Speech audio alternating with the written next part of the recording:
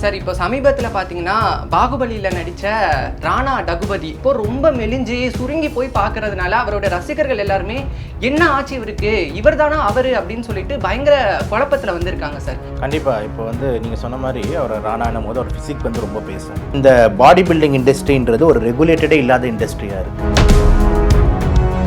பல gen Z kids இவங்கெல்லாம் வந்து பார்த்தீங்கன்னா வந்துட்டு ஜிம்முக்கு போகிறது, இன்ஜெக்ஷன் போடுறது, ஸ்டீராய்டு யூஸ் பண்ணுறது, க்ரோத் ஹார்மோன் யூஸ் பண்ணுறது ஒரு இல்லீகலாக பண்ணிக்கிட்டு இருக்காங்க. எல்லாருமே வந்து யங்ஸ்டர் தானே, எங்களுக்கு இன்னும் வயசு இருக்குது, இந்த வயசில் நாங்கள் யூஸ் பண்ணலாம் அப்படிங்கிற மாதிரியான ஒரு மித்தும் இருக்குது சார். அதை எப்படி பார்க்குறீங்க? ஒரு ஒலிம்பிக்ஸில் நம்ம வந்து ரன்னிங் ரேஸ் போகிறோம், இந்த மாதிரி ஜாவ்லின் த்ரோ, இவங்க எல்லாருக்குமே பார்த்தீங்கன்னா இவங்க ஏதாவது இல்லீகல் ட்ரக்ஸ் ஏதாவது யூஸ் பண்ணியிருக்காங்களான்னு பாடி பிளட்டை செக் பண்ணுவாங்க, அவங்க பாடி வெயிட்டை செக் பண்ணுவாங்க. இதில் வந்து பாடி பில்டிங் இண்டஸ்ட்ரியில் அந்த மாதிரி வந்து ரூல்ஸே இல்லையே. யூரின்ல என்ன இருக்குது, இந்த நைட்ரஜன், மெட்டபாலிக் வேஸ்ட், இது எல்லாமே அவர் உடம்புல தேங்க ஆரம்பிக்கும். அப்போ வந்து ஆள் வந்து பார்த்தீங்கன்னா அப்படியே குறுக்கிக்கிட்டே போவாங்க, ஹெல்த் டவுன் ஆகிட்டே போவோம், மூச்சு வாங்க ஆரம்பிக்கும், இந்த பிரச்சனைகள்லாம் வர ஆரம்பிக்கும். இதுதான் அவருக்கு வந்து ஆயிருக்கு. நம்ம உடம்போட எதிர்ப்பு சக்தியை சுயநிலாமல் ஆக்குறது தான் இம்யூனோ சப்ரசன்ஸ்னு ஒன்று. அந்த இம்யூனோ சப்ரசன்ஸை போடுவாங்க. இந்த மாதிரிலாம் போட்டுக்கிட்டு இருக்கும் போது ஒருத்தவங்க வெளியவே வரக்கூடாது. ஏன் அப்படின்னா இம்யூனோ சப்ரசன்ல இருக்கிறனா வெளியே வந்தீங்கன்னா ஒரு கிருமி தாக்குது. ஸ்பெசிஃபிக்காக நம்ம ராணா அவங்களுடைய கேஸ் எடுத்து பார்த்தோம்னா அவர் வந்து அமெரிக்காவில் 1 இயர் ஸ்டே பண்ணி அங்கே தான் வந்து கிட்னி டிரான்ஸ்பிளான்ட் பண்ணதான் வந்து சொல்லப்படுது. இந்தியாவில் இந்த கிட்னி டிரான்ஸ்பிளான்ட்டுக்கு ட்ரீட்மெண்ட் எப்படி சார் கொடுக்குறாங்க? இந்தியாவிலேயும் எல்லாம் நிறைய பெரிய பெரிய ஹாஸ்பிட்டலில் பண்ணுறாங்களே. இப்போ கிட்னி டிரான்ஸ்பிளான்ட் வந்து இவர் பண்ணியிருக்காருல, அதுக்கு எவ்வளோ செலவாகும் சார்? நீங்கள் நினைக்கிற மாதிரி 1000ல் முடியாது, ஒரு சில லட்சங்களில் முடியாது. தோராயமாக நீங்கள் ஒரு 50 வச்சுக்கோங்க. ரிஃப்ளெக்ட் நேயர்களுக்கு வணக்கம். நாம இன்னைக்கு யார் கூட இருக்கோம் அப்படின்னு பார்த்தீங்கன்னா டாக்டர் சபரி கூட தான் வந்து இருக்கோம். வணக்கம் சார். வணக்கம் சார். சார் இப்போ சமீபத்தில் பார்த்தீங்கன்னா பாகுபலியில் நடித்த ராணா டகுபதி அவருடைய பாடி டிரான்ஸ்ஃபர்மேஷன் அந்த ஃபோட்டோ தான் வந்து சமூக வலைதளங்களில் பயங்கர வைரலாக வந்து பரவிட்டு இருக்கு. ஏன்னா பாகுபலி ரிலீஸ் ஆன டைமில் அந்த படத்தில் நடித்த ஹீரோக்கு எவ்வளோ மவுஸ் இருந்துச்சோ அதை விட அதிகமாகவே வில்லனுக்கு வந்து அந்த படத்தில் ஒரு முக்கியத்துவம் வந்து காட்டப்பட்டிருந்துச்சு அப்படின்னே சொல்லலாம். அது மட்டும் இல்லாமல் அந்த படத்தில் அவர் வந்து பயங்கரமாக கம்பீரமாக இருப்பார், ஒரு கட்டுமஸ்தான பாடியோடு இருப்பார். அப்படி பார்த்து அவரை இப்போ ரொம்ப மெலிஞ்சு சுருங்கி போய் பார்க்கறதுனால அவரோட ரசிகர்கள் எல்லாருமே என்ன ஆச்சு இவருக்கு, இவர் தானா அவரு அப்படின்னு சொல்லிட்டு பயங்கர குழப்பத்தில் வந்திருக்காங்க சார். ஆக்சுவலி அவருக்கு என்னதான் ஆச்சு, எதனால் அவர் உடல் வந்து இந்த அளவுக்கு வந்து டிரான்ஸ்ஃபார்ம் ஆயிருக்கு சார்? கண்டிப்பாக இப்போ வந்து நீங்கள் சொன்ன மாதிரி அவர் ராணானும் போது அவர் ஃபிசிக் வந்து ரொம்ப பேசும். அது ரொம்ப அந்த பாகுபலி படத்துலலாம் அவரை பார்க்கும்போது ரொம்ப ஜைஜான்டிக்காக அந்த புல் ஃபைட்டிங் சீன் இதெல்லாம் அந்த பாடி அப்படி காமிக்கும் போதே இட் வில் பி வெரி இது. பட் ஆனால் இதெல்லாம் வந்து நம்மளுக்கு ஒரு பாடம் தான் நம்ம எடுத்துக்கணும், ஓகேங்களா? ஏன் அப்படின்னா வந்துட்டு இந்த ஃபிசிக்கல் அப்பியரன்ஸு, பாடி பில்டிங்கு இதெல்லாம் பண்ணுறதுக்கு முன்னாடி 100 வாட்டி யோசிங்கன்றது வந்துட்டு நம்ம எல்லாரையும் உணர்த்துறது தான். யார் யாரெல்லாம் பெரிய பெரிய பாடி அப்போ வச்சுருந்தாங்களோ இப்போ பல பேரோட நிலைமை வந்து கொஞ்சம் சரியில்லைன்றதை நம்மளாம் யோசிச்சு வைக்கணும். இப்போ எக்ஸாம்பிள் ரோனி கோல்மேன் ஒருத்தர் இருந்தார், பரவாட்டி அவர் வந்து மிஸ்டர் ஒலிம்பியா வேர்ல்டு சாம்பியன் அவர். ஆனால் அவர் நிலைமை இப்போ பார்த்தீங்கன்னா எழுந்து கூட முடியலன்றாங்க. அர்னால்ட் ஷ்வார்ஸ்நெக்கரே நீங்கள் எப்படி இருந்தார், அவர் அப்போது ப்ரெடேட்டர் படத்தில் எப்படி இருக்கார், இப்போ எப்படி இருக்காருன்னு நம்ம பார்த்தா தெரியும். ஸோ இந்த பாடி பில்டிங் இண்டஸ்ட்ரின்றது ஒரு ரெகுலேட்டடே இல்லாத இண்டஸ்ட்ரியாக இருக்குது, ஓகேங்களா? ரெகுலேட்டட் இந்த சென்ஸ் என்ன அப்படின்னா வந்துட்டு யார் கண்காணிக்கிறா, கரெக்டாக பிளட் டெஸ்ட் எடுக்கிறாங்களா, இந்த மாதிரிலாம் பல விஷயங்கள் வந்துட்டு நம்ம பார்க்க வேண்டியது இருக்குது. இதில் வந்து இன்ஃபேக்ட் இவர் வந்து ஒரு நல்ல ஒரு என்ன சொல்கிறது ஒரு செலிபிரிட்டி. செலிபிரிட்டின்னும் போது கண்டிப்பாக கூட வந்துட்டு பர்சனல் ட்ரெயினர்ஸு, பர்சனலாக செக் பண்ணுறவங்கலாம் இருப்பாங்க. அதுக்கப்புறமும் வந்து பார்த்தீங்கன்னா இந்த மாதிரி விஷயங்கள் நடக்குது அப்படின்னும் போது நான் ஏன் இதை நான் இனிஷியலாக சொல்கிறேன் அப்படின்னா பல பசங்க இங்கே பல டீனேஜர்ஸு, பல ஜென்சி கிட்ஸு இவங்கெல்லாம் வந்து பார்த்தீங்கன்னா வந்துட்டு ஜிம்முக்கு போகிறது, இன்ஜெக்ஷன் போடுறது, ஸ்டீராய்டு யூஸ் பண்ணுறது, க்ரோத் ஹார்மோன் யூஸ் பண்ணுறது, டெஸ்டாஸ்டரான் யூஸ் பண்ணுறது, ஏதோ ஒரு மாத்திரையை போட்டு உடம்பை ஏற்றுறது அப்படின்றதெல்லாம் வந்துட்டு ஒரு இல்லீகலாக பண்ணிக்கிட்டு இருக்காங்க. அதெல்லாம் வந்து அதை பற்றி எதுவுமே தெரியாமல் அதோட டோசிங் என்ன, நம்மளுக்கு இதுக்கு ஒத்து வருமா ஒத்து வராதா எதுவுமே தெரியாமல் எங்கள் மாஸ்டர் போட்டிருக்காரு, அவர் நல்லா இருக்காரு, நான் அப்படியே போட்டுக்கிறேன்னு எல்லாரும் உடம்பு ஒன்றும் இல்லைன்ட்டு யாருக்கும் புரிய மாட்டேங்குது. இன்னொன்று வந்து எல்லாருமே வந்து யங்ஸ்டர் தானே, எங்களுக்கு இன்னும் வயசு இருக்குது, இந்த வயசில் நாங்கள் யூஸ் பண்ணலாம் அப்படிங்கிற மாதிரியான ஒரு மித்தும் இருக்குது சார். அதை எப்படி பார்க்குறீங்க? கண்டிப்பாக அது ரொம்ப பெரிய தவறுன்னு தான் பார்க்குறேன், ஓகேங்களா? எல்லாரும் வயசும் யூஸ் பண்ணுறாங்க அப்படின்னு சொல்லிட்டு பார்க்குறாங்க. அதே நியூஸ்லேயே வருதுல 35 வயசு மாஸ்டரே இறந்துட்டாரு மாரடைப்பில், 30 வயசு இவங்களே வந்து பார்த்தீங்கன்னா திடீர்னு வந்து ஒர்க் அவுட் போடும் போதே வந்து இறந்துட்டாங்க. ஜிம் ரிலேட்டட் டெத்ஸை பற்றி எத்தனை இன்டர்வியூஸ் நம்மளே பேசி பேசியிருக்கோம். ஓகேங்களா? அப்போ ஜிம் ரிலேட்டட் டெத்ஸ்னும் போது அவங்க யங் ஏஜ்ல தானே இறந்துருக்காங்க. ஓகே, அப்படின்னு இருக்கும்போது நான் என்ன சொல்ல வரேன்னா, இது ஒரு அன்ரெகுலேட்டட் ஸ்போர்ட்டாக இருக்கு. இப்போ அன்ரெகுலேட்டட் அப்படின்றது என்ன நான் மீன் பண்றேன் அப்படின்னா வந்து, இப்போ நம்ம ஒரு கார் ரேசிங்கோ இல்லை ஒரு ஒலிம்பிக்ஸ்ல நீங்க ரன்னிங் போறீங்களோ இல்லைனா வந்து ஒரு கிரிக்கெட் ஆடுறோம், அதுக்கு முன்னாடி வந்து ஒரு ரெகுலேட்டட் இருக்கும். இவங்க வந்து பார்த்தீங்கன்னா ஊக்க மருந்து ஏதாவது யூஸ் பண்ணியிருக்காங்களா, இதெல்லாம் நம்ம பாடியில் செக்அப் நடக்கும். ஒரு ஒலிம்பிக்ஸில் நம்ம வந்து ரன்னிங் ரேஸ் போகிறோம், இந்த மாதிரி ஜாவ்லின் த்ரோ, இவங்க எல்லாருக்குமே பார்த்தீங்கன்னா இவங்க ஏதாவது இல்லீகல் ட்ரக்ஸ் ஏதாவது யூஸ் பண்ணியிருக்காங்களான்னு பாடி பிளட்டை செக் பண்ணுவாங்க, அவங்க பாடி வெயிட்டை செக் பண்ணுவாங்க.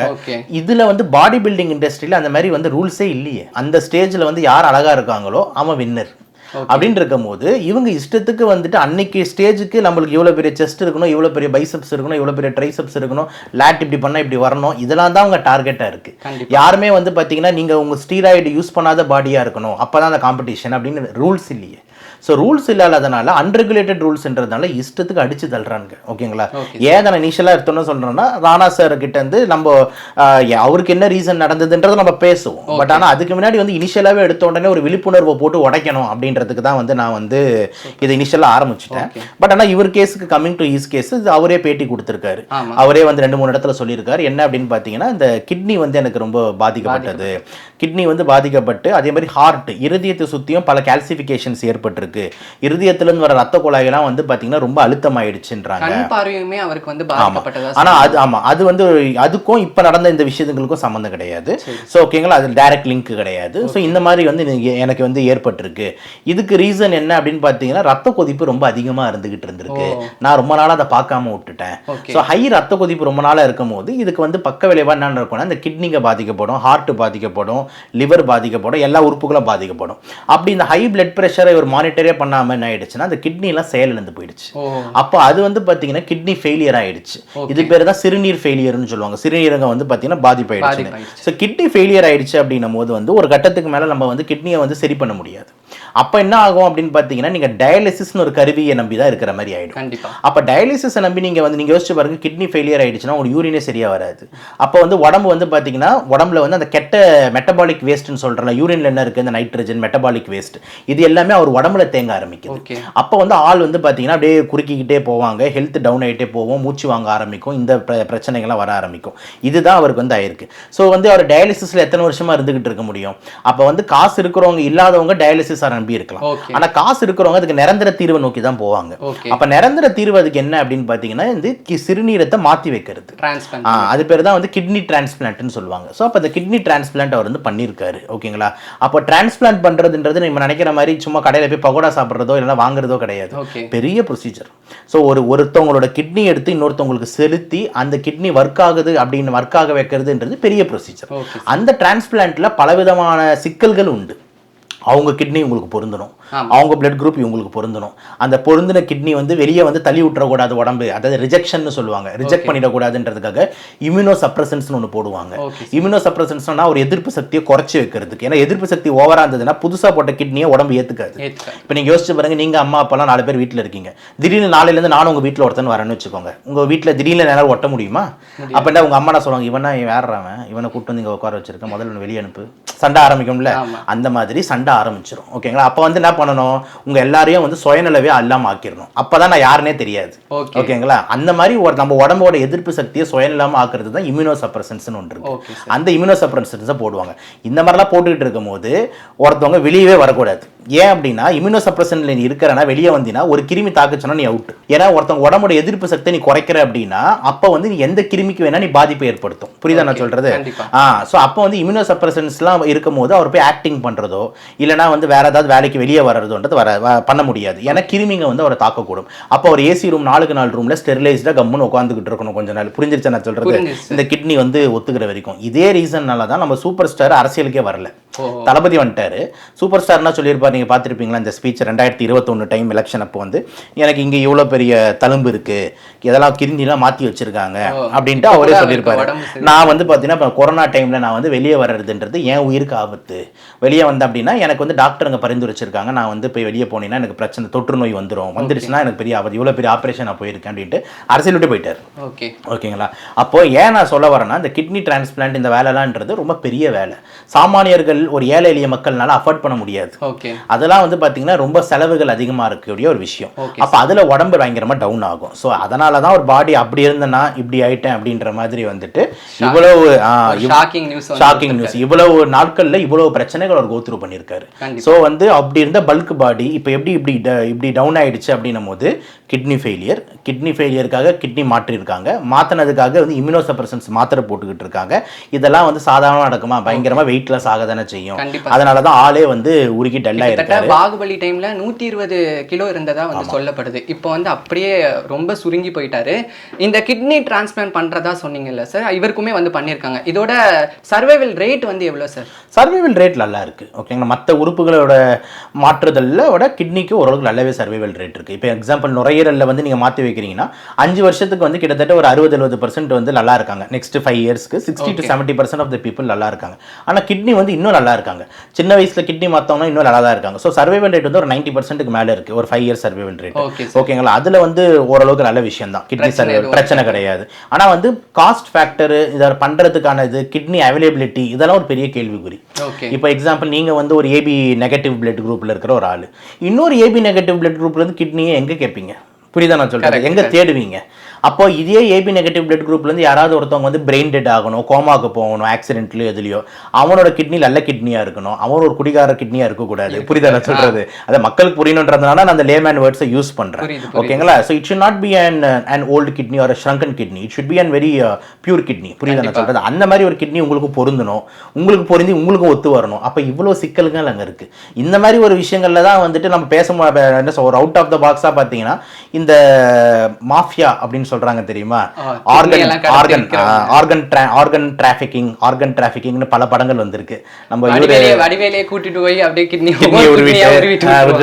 ஜிப்பு கிப்பு வச்சா கூட நான் வந்து திறந்து பார்த்து பண்ணான்ட்டு கூட விவேக் சார் படத்தை சொல்லுவாரு. நிறைய படங்கள் வந்திருக்கு. நம்ம என்ன எரிந்தால் அஜித் சார்து, காக்கி சட்டை நம்ம சிவகார்த்திகேயன் சார்து, இதெல்லாம் ஆர்கன் டிராஃபிக்கிங் பத்தி படம். இதெல்லாம் வந்து பிளாக் மார்க்கெட்ல இண்டஸ்ட்ரியில நடக்குதானா? கண்டிப்பா நடக்க வாய்ப்பு இருக்கு. இல்லாம இதெல்லாம் வெளியே வராது. ஓகேங்களா? ஸோ பல விஷயங்கள் வந்து இந்த கிட்னி திருட்டு, லிவர் திருட்டு, இந்த மாதிரி விஷயங்கள்லாம் நடக்குது.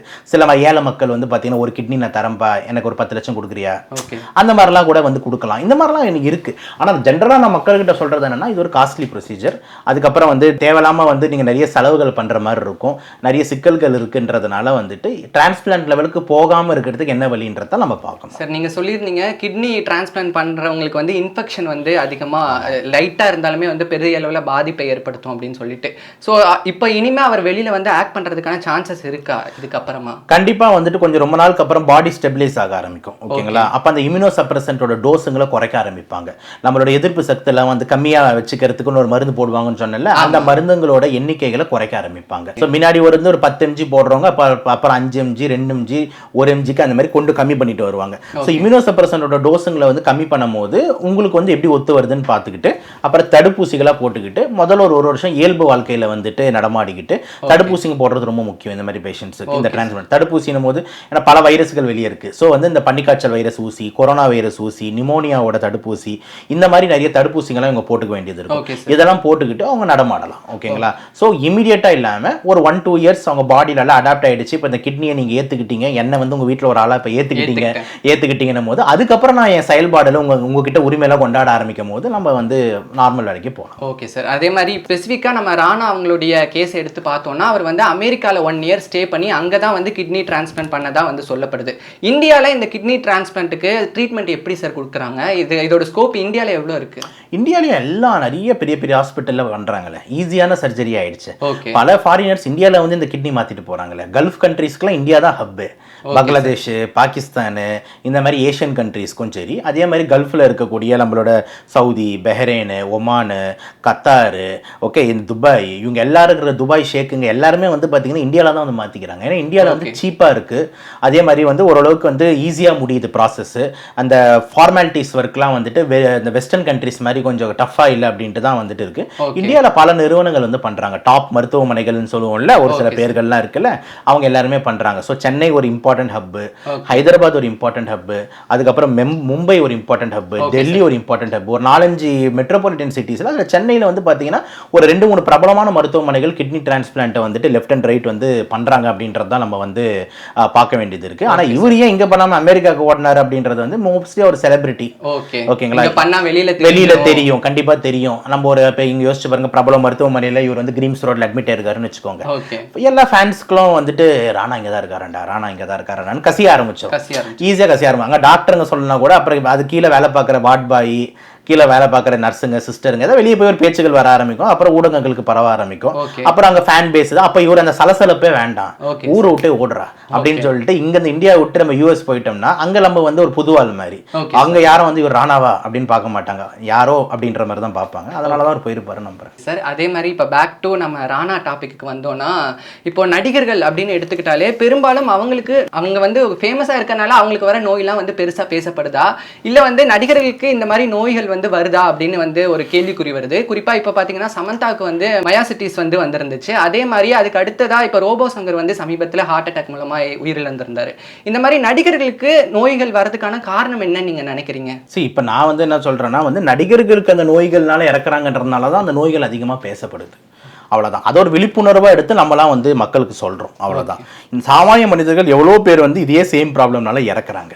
ஓகேங்களா, இப்போ எக்ஸாம்பிள் சாமானிய மனிதர்கள் எவ்வளோ பேர் கிட்னி ஃபெயிலியர்னால இறக்குறாங்க. முக்கியமான காரணம் இந்த டாஸ்மார்க் குடியாக தான் இருக்குது. ஓகேங்களா, ஓப்பனாக பகிரங்கமாக சொல்லலாம்.